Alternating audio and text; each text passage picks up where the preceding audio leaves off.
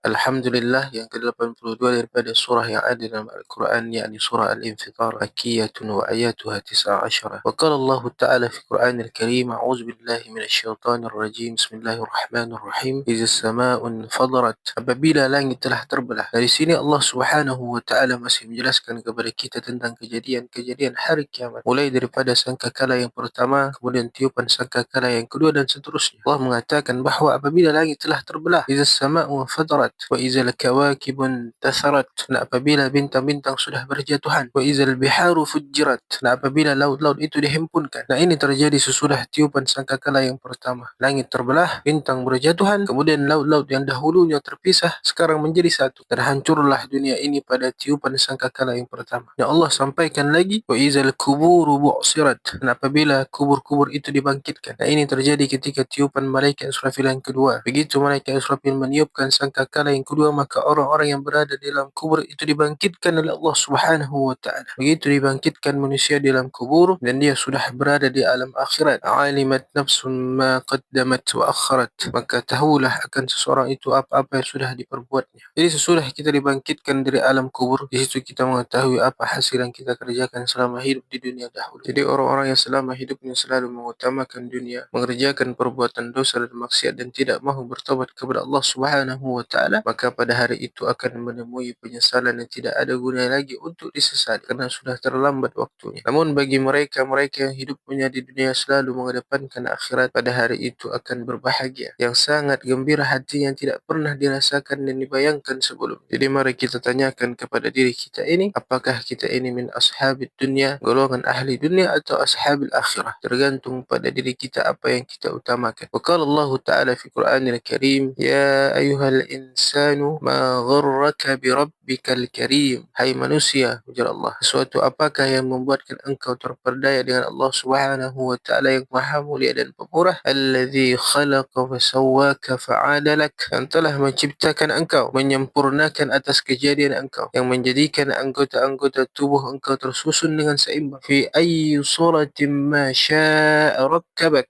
daripada apa jua yang Allah kehendaki, dan Allah menyusunnya dengan sebaik-baik susunan itu anggota tubuh badan engkau. Dari sinilah Allah Subhanahu wa Ta'ala menanyakan kepada kita bahawa ya ayyuhal insanu ma gharraka bi rabbikal karim, sesuatu apakah yang membuatkan engkau itu terperdaya, tertipu dengan Tuhan engkau, yakni Allah Subhanahu wa Ta'ala. Kita hidup dalam dunia ini dalam keadaan sehat, dalam keadaan makmur, tapi suka berbuat dosa. Sedikitnya perbuatan amal kebaikan, nah keadaan seperti itu kadang-kadang memperdaya kita. Kita kira Allah itu sayang kepada kita, kita menyangka Allah senang kepada kita kerana kita ini sehat-sehat saja, harta kita banyak, rezeki lancar, kawan banyak, disukai orang. Hal-hal yang demikian itu mudah membuatkan seseorang terperdaya. Kiranya Allah itu sudah sayang kepada dia kerana dia melihat keadaan dirinya yang terjadi dalam dunia ini. Allah memberikan nikmat yang banyak, harta yang banyak, Allah melancarkan rezekinya, dia berbuat dosa, tidak disiksa oleh Allah, tidak melaksanakan solat dan lain sebagainya, tubuhnya sehat. Kiranya Allah itu sudah cinta kepadanya, sudah sayang kepadanya, padahal itu adalah merupakan tipu daya dunia. Dan ada sekelompok manusia yang tertipu dengan Allah Subhanahu wa Ta'ala dalam masalah ini. Dia menuntut ilmu seluas-luasnya, dia berpegang bahawa dengan modal ilmu yang banyak dia sudah cukup untuk menghadapi Allah. Nah, ini contoh orang yang terperdaya, padahal ilmu itu semata-mata tentu tidak akan cukup untuk mendapatkan keridhaan Allah Subhanahu wa Ta'ala dan surga daripada Allah. Ilmu itu mesti disertakan dengan amaliyah. Dan Allah Subhanahu wa Ta'ala berfirman dalam Al-Quranul Karim, wa qala Allah Ta'ala fi Quranil Karim, innal ladzina amanu wa 'amilus solihati kanat lahum jannatul firdausi nuzula. Orang-orang yang beriman dan beramal soleh, maka bagi mereka itulah surga Firdaus tempatnya. Jadi kalau hanya ilmu semata-mata belum cukup modal. Nah, ini kita sudah terperdaya, mentang-mentang punya banyak ilmu yang luas, punya hafalan kitab yang banyak, akhirnya dia lengah dan tidak mengamalkan ilmunya tersebut. Dan ada lagi sebahagian kelompok yang terperdaya dengan ibadahnya. Dia ini ahli ibadah, siang malam sebahagian besar waktunya digunakannya untuk beribadah kepada Allah Subhanahu wa Ta'ala. Dia merasa bahawa dengan ibadah yang dikerjakannya itu sudah menjadi cukup modal untuk menghadapi Allah. Padahal dia tidak sadar, dia tidak tahu bahawa banyak hal yang dia lakukan yang menyebabkan ibadahnya itu ditolak oleh Allah Subhanahu wa Ta'ala. Kalau Rasulullah sallallahu alaihi wasallam, Nabi kita menyampaikan bahawa dalam sebuah hadis, wahai manusia, apakah yang memperdaya engkau? Yang memperdaya engkau itu adalah kebodohan dan kejahilan pada diri sendiri. Akibat kita ini jahil, akibat kita ini bodoh, kita tidak tahu bagaimana salat dengan benar, bagaimana puasa dengan benar, bagaimana melaksanakan ibadah-ibadah dengan benar, kerana kita tidak punya ilmu. Dan juga akibat kita ini jahil, memahami hanya sepotong-sepotong ayat dan hadis baginda Rasulullah sallallahu alaihi wasallam yang mengakibatkan kita salah jalan dan terperdaya. Al-Quran itu adalah satu kesatuan yang tidak boleh diambil sepotong-sepotong ayat. Jadi oleh kerana ketidakmampuan kita, kejahilan pada diri kita, kebodohan dan ketidaktahuan yang ada pada diri kita tentang Al-Quran, maka diri kita ini kemudian mengambil sepotong-sepotong ayat, akhirnya kita pun tertipu. Misal dalam Al-Quranul Karim, Allah Subhanahu wa Ta'ala menyampaikan, wa qala Allah Ta'ala fi Quranil Karim, qul ya ibadiyalladzina asrafu ala anfusihim la taqnatu min rahmatillah innallaha yaghfiru dzunuba jami'a innahu huwal ghafurur rahim. Katakan wahai Rasul kepada manusia, hai hamba-hambaku yang melampaui batas atas dirinya, yang banyak melakukan perbuatan dosa dan maksiat, janganlah kalian putus asa daripada rahmat Allah. Sesungguhnya Allah itu mengampuni seluruh dosa, dan Allah itu sungguh Maha Pengampun dan Maha Penyayang. Nah, ini kita tidak boleh putus asa dengan rahmat Allah, kerana Allah itu mengampuni seluruh dosa kita. Nah, kalau hanya mengambil satu ayat ini sahaja dalam Al-Quranul Karim, ini bisa memperdayai kita, bisa menipu kita. Jadi dia pun berani melakukan dosa dan maksiat, melakukan perkara yang buruk, macam-macam perkara dosa dibuatnya, karena fikirannya mengatakan bahawa Allah itu Maha Mengampun, Maha Pengampun dosa seluruhnya. Padahal di dalam ayat lain Allah Subhanahu wa Ta'ala menyampaikan bahawa Allah Ta'ala fi Quranil Karim, wa inni laghaffarul liman taba wa amana wa amila salihan summa ihtada. Sesungguhnya aku ini Maha Pengampun, ujar Allah, aku Maha Pengampun kepada siapa? Liman taba, bagi orang-orang yang benar bertaubat kepada aku, kata Allah. Apakah taubat saya sudah cukup? Tidak. La, liman taba wa amana, dan beriman kepada Allah, ikhlas taubatnya kepada Allah Subhanahu wa Ta'ala. Nah, apakah sudah cukup? Demikianlah, liman taba wa amana wa amila salih, dan kemudian dia beramal salih. Semisalnya kita ini tidak sembahyang sekian tahun, maka ketika kita bertaubat kepada Allah, maka kita ganti sembahyang kita, kita qada sembahyang kita. Kita tidak puasa sekian tahun, begitu kita bertaubat kepada Allah, kita ganti puasa kita. Nah, itulah baru orang-orang yang benar dalam taubatnya kepada Allah Subhanahu wa Ta'ala. Summa ihtada, kemudian dia bisa mempertahankan taubatnya itu istiqamah dan menjalankan itu taubatnya sampai dia mati. Nah, itu yang akan diampuni oleh Allah Subhanahu wa Ta'ala. Wa qala Allah Ta'ala fi Quranil Karim, innallaha la yaghfiru an yushraka bihi wa yaghfiru ma duna zalika liman yasha. Allah mengampuni dosa selain daripada dosa syirik bagi orang-orang yang Allah kehendaki. Nah, oleh kerana kebodohan kita, oleh kerana kejahilan kita, maka kita akan tertipu kalau kita tidak benar-benar bisa memahami Al-Quranul Karim. Allah sampaikan bahawa kalla bal tukazzibuna biddin. Kali-kali janganlah kalian itu tertipu. Bal tukazzibuna biddin, kalian bukan hanya tertipu, tetapi bahkan kalian berani mendustakan agama Allah. Artinya apa? Mendustakan hari kiamat, mendustakan tentang dihisapnya setiap amal perbuatan kita. Jadi orang yang mendustakan tentang hari kiamat itu ada macam-macam bentuknya. Yang pertama, ada yang mengatakan aku ini tidak percaya kalau kiamat itu terjadi. Nah, ini namanya orang-orang yang sudah jelas mendustakan hari kiamat. Kemudian yang kedua, ada orang yang percaya dalam hatinya tentang adanya hari kiamat, tapi kerana akhlaknya yang buruk dan keliru, lalu Allah menjawab kepada itu orang, engkau berdusta akan hari kiamat. Dirinya itu percaya, namun kerana kelakuannya itu yang tidak mencerminkan tentang apa-apa yang dipercayanya itu, maka Allah sampaikan engkau itu berdusta. Wa qala Allah Ta'ala fi Quranil Karim, ara'aita alladhi yukazzibu biddin, apakah kamu melihat orang-orang yang mendustakan agama Allah? Fadzalika alladhi yad'ul yatim, mereka itulah orang-orang yang mengherdik, mengusir anak yatim. Allah Subhanahu wa Ta'ala mengatakan itu orang mendustakan dengan adanya hari kiamat, mendustakan dengan agama Allah. Wala yahuddu ala tu'amil miskin, dan dia tidak menyuruh dirinya, tidak menyuruh orang lain untuk memberikan makan kepada orang-orang miskin. Jadi walaupun kita percaya hari kiamat itu terjadi, tapi kelakuan kita tidak mencerminkan kepada yang demikian itu, maka kita khawatir akan termasuk kepada golongan orang-orang yang mendustakan agama Allah Subhanahu wa Ta'ala. Dan ingatlah bahawa Allah sampaikan dalam Al-Quran, wa qala Allah Ta'ala fi Quranil Karim, wa inna 'alaikum lahafizin, sesungguhnya atas kami itu ada malaikat